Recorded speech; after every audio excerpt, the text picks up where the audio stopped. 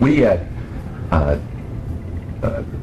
actually bought on a lease basis a manufacturing company, and what they were doing when we first got them was building walk-in refrigerators, all for the Defense Department, and we did very well at that.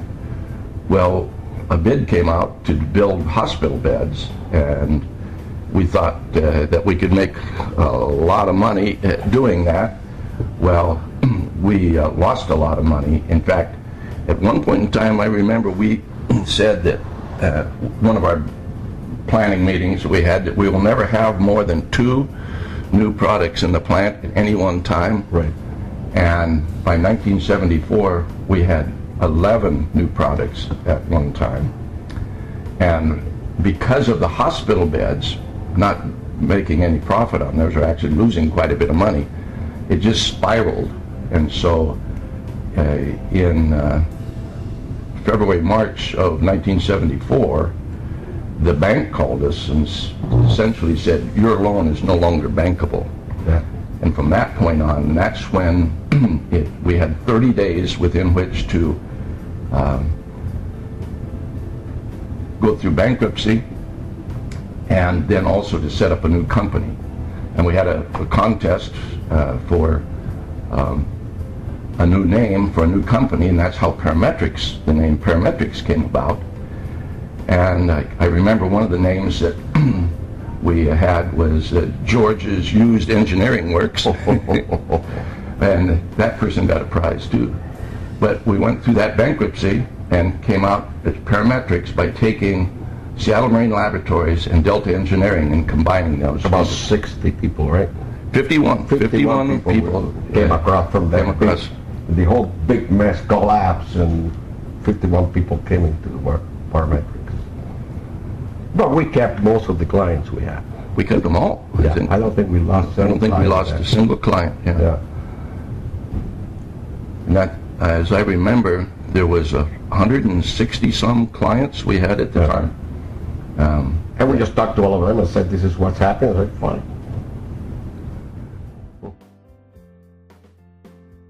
But I don't know if you would agree with me on that, it's Waite, but to me, the most significant, at that time, after the bankruptcy, the most significant job that I think propelled us was the Pullman Freedom Plant. Because there is the first time we're competing with the big guys, with the CH2M Hills, with all of that one, and we went after and got the plant. And I think that put our name on the board.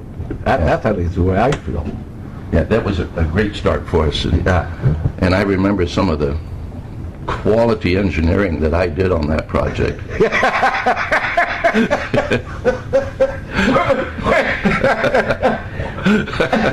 happened when we were preparing the proposal, and they don't look the way that they look now. I happened to be taking a month in my boat in the San Juan Island.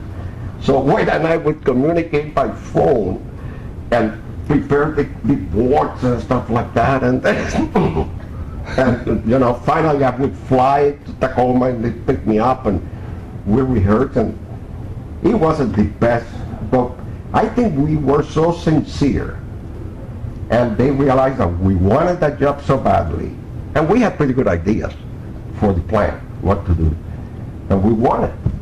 And just the big guys just stood there looking at it. And these 2 guys getting that job, which is a pretty good sight job. Yeah. But the reason I was remarking about my quality engineering, on some of the proposal information, I put the pumps in the wrong spot. And George came, all he could do, he probably spent 5 minutes laughing. They were like little... But we got the job, and that really was a big job for us. And oh, it was a huge job. Even though we'd worked for Weyerhaeuser before, those jobs were never of the significance. And not as big either. Not as big, right. Not as big. Oh.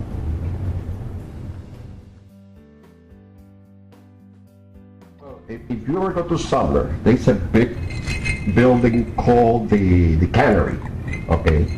We started in the little building next door that belonged to the cannery. Then when we bought the manufacturing company, all of that cannery thing was a manufacturing company. But then when we went belly up, we were very good friends with the mayor in Sumner, so we remodeled the second floor and moved everything to the second floor of the Sumner City Hall. And that's where Parametrix really began. Correct. On top of the Sumner City Hall.